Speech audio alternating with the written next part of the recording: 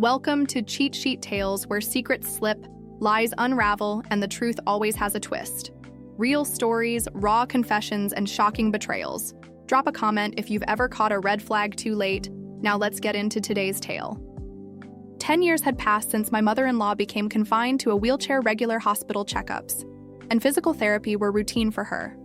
On this particular day, she was undergoing tests, and I found myself waiting in the hospital's waiting room. Before her therapy session, in the midst of my thoughts, a doctor suddenly pulled on my arm, a deep concern etched on his face. "I'm going to speak with her primary doctor about this," he announced gently, releasing my arm. I observed that the doctor in front of me was a man, whereas my mother-in-law's primary doctor was a woman confused about the need for a doctor who wasn't her primary to discuss her case. I questioned the situation. The male doctor hastily grabbed my hands. "Realizing my suspicion, there's something neither your mother-in-law nor her primary doctor should hear. That's why I only want to tell you," he explained, intrigued. I took a step closer to him. "My name is Elena, a 37-year-old office worker. Recently, I've been working remotely for a small and medium-sized company. However, the doctor's revelation seemed unrelated to my mother-in-law's condition," he continued. "When I was a child, my mother left home and I was raised by my father in a single-parent family. Despite my father's warnings about my mother being a spendthrift, I never felt lonely due to the love he showered on me. I eventually went to college and found a job, leading an independent life. 14 years ago, I married Jasper. His mother warmly welcomed me into their family, treating me like her own daughter. However, tragedy struck when my mother-in-law was involved in a car accident, leaving her wheelchair-bound. Despite various caregivers, her condition deteriorated, and she expressed loneliness, prompting us to move back to care for her temporarily. As my husband and I visited her, she seemed relieved and began to smile. However, when we mentioned returning to work, her demeanor changed, and she didn't allow us to leave. My mother-in-law pleaded with desperation, her voice nearly hysterical. "No, please, both of you don't leave. Don't leave me alone," attempting to calm her, assured Jasper. "Really needs to return to his job, but I'll talk to my company and see if I can stay here a bit longer. I'll come back as often as I can. Just hang in there for me, Elena." With tearful eyes, she implored. "If you can stay, that would be great, Jasper. You better come back, okay? I'll be waiting." After losing her husband, she had endured loneliness for a long time. Our sudden notification of departure likely triggered anxiety and confusion.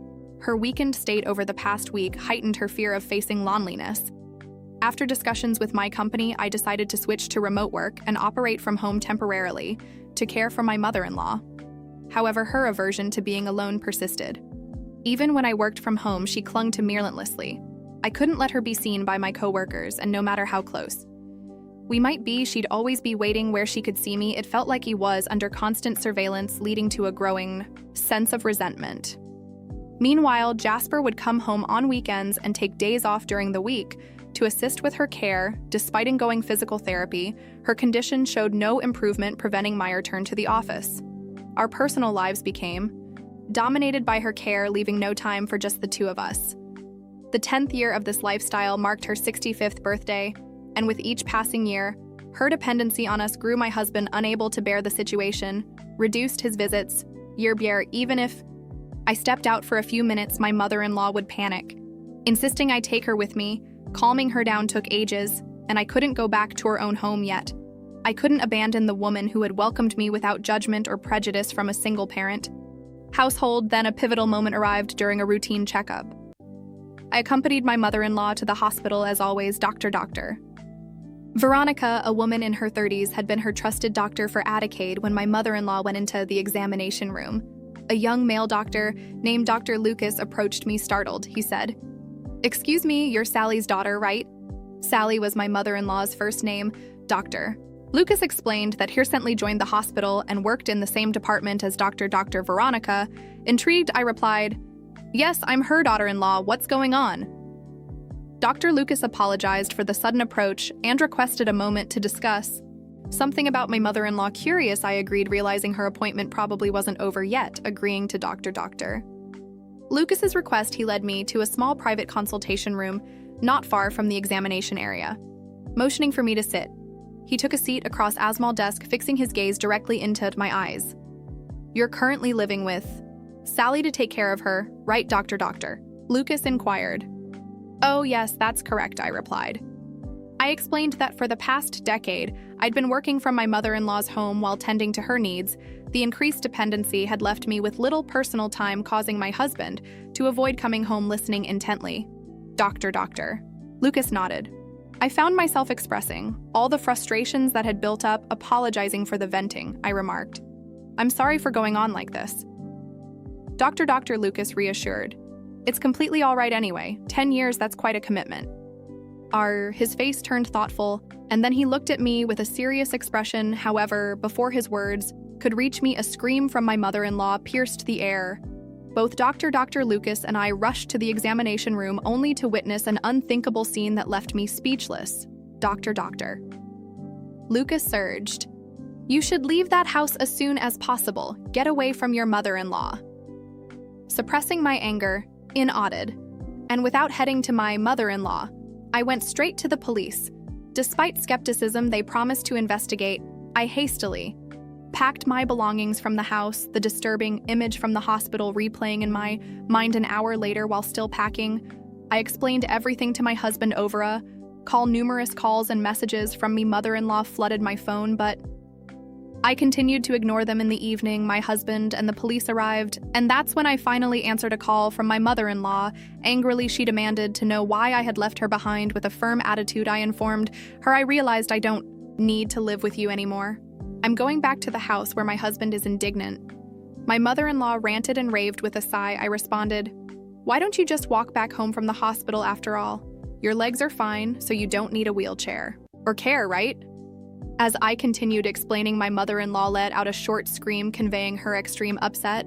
I could vividly imagine her emotional turmoil as I disclosed the revelations I had discovered. I shared with her the unsettling information that Dr. Lucas had conveyed and the first-hand experience of witnessing an unexpected turn of events. Dr. Lucas had revealed that recent tests showed no physical issues with the muscles or nerves in her body. Instead, he speculated that her belief in her inability to walk might be psychological. The power of such beliefs could be formidable, and Dr. Lucas considered both physical and psychological care for her legs in his efforts to include me as a family member in the care plan. He had called me over, however, it turned out that my presence wasn't necessary. During our conversation, a scream echoed from the examination room. My mother-in-law's Dr. Lucas and I hurriedly went to check the room, finding her gesturing as if swatting away an insect. To our surprise, it was a false alarm. She had mistaken dust for a bug. In a surreal moment, she picked up the motionless dust and walked to the trash can, revealing that she could walk without the need for a wheelchair or cane, moving with astonishing ease. Dr. Lucas pushed me to the corner of the hallway, and we observed silently as my mother-in-law, seemingly unaware of our presence, calmly returned to her wheelchair. Dr. Veronica entered the room, exchanged an envelope with my mother-in-law, and acting nonchalantly, pushed her wheelchair toward the physical therapy facility. Stunned by the unfolding events, I stood, frozen, until Dr. Lucas gently shook me out of my daze. He advised me to leave my mother-in-law's house immediately, and I hurriedly packed, desperate to escape. This surreal revelation throughout my narrative, my mother-in-law remained silent. Finally, with an audible sigh, over the phone, she began to speak, perhaps realizing she couldn't evade the truth any longer, acknowledging the car accident that initially left her wheelchair-bound. She admitted that, thanks to treatments she could walk with the aid of a cane about 5 years after the incident. Listening in disbelief over the speaker, my husband and I were stunned. What puzzled us most was the purpose of the 12 years we had spent caring for her. She expressed her fear that once we discovered she could walk, we would leave. Her sighed tearfully. She admitted, Elena, Jasper, I couldn't bear that thought. I feared losing you both, and that's why I kept up the pretense. I really love you like my own daughter. My mother-in-law had often expressed her loneliness after Jasper moved out, and my husband passed away. Despite her repeated pleas, our hearts remained unmoved while we understood her feelings. We believed the way she went about it was wrong. Apologizing, we explained, we can't be by your side any longer. Sorry, Mom, but the way you went about it was wrong. I continued expressing my own sentiments. I've been taking care of you for the past 10 years while working. My colleagues have experienced promotions, marriages, and childbirth because of your care. I couldn't have a child of my Oh, and I had almost given up on having kids. But now I feel like the past 10 years are in vain. Why did you deceive us to the point of having us care for you? We would have visited you during our time off. Why did it have to be this way, though? I didn't mean to blame. Her tears welled up as the words poured out. With my husband supporting me, I conveyed that I no longer intended to care for her. Decided to leave her house that day and cut off all contact despite her protests and hysteria. We hung up contacting the police, who assured us they would begin an investigation 2 months later while at a hospital with my husband, Dr. Veronica, my mother-in-law's supposed doctor, rushed over to us. We remembered her with fuller cheeks, but now she looked gaunt and fatigued, curious about her presence. Reluctantly listened as she approached with a desperate look. Dr. Veronica revealed that she knew all along that my mother-in-law's leg was healed. She had accepted money to provide a false disability diagnosis. The money was in the envelope she received from my mother-in-law that day due to a recent complaint by Dr.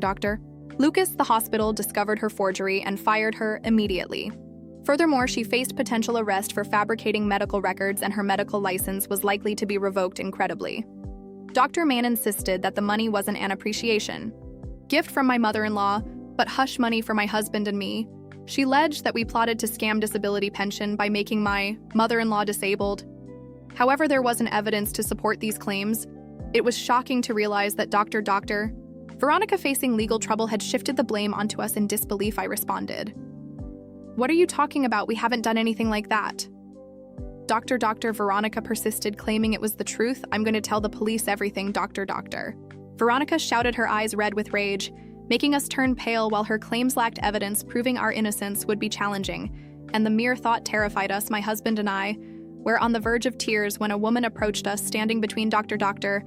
Veronica and us, shielding us from her wrath.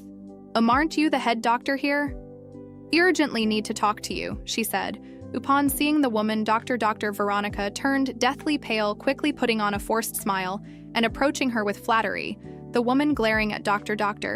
Veronica was the head doctor of the hospital, and she was Ivana Mann mother. Yes, my mother, from whom I was separated as a child due to her divorce, was now a doctor and held a prominent position in a major university hospital. She was one of the people advocating for revoking Dr. Veronica's medical license upon learning about her misdeeds. "Oh, you're related in that case. Could you please just hear me out?" Dr. Veronica begged, trying to invoke my mother's sympathy. However, my mother shook her head, stating, "Don't mess with me.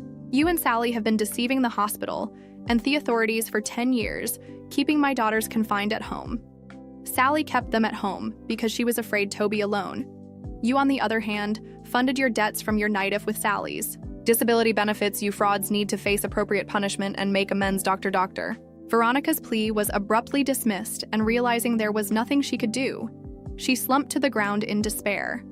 Whispers and stares from those around us focused on her, and I couldn't help but watch with indescribable feelings.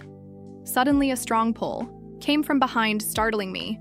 It turned around to find, astonishingly, my mother-in-law standing firmly beside my father.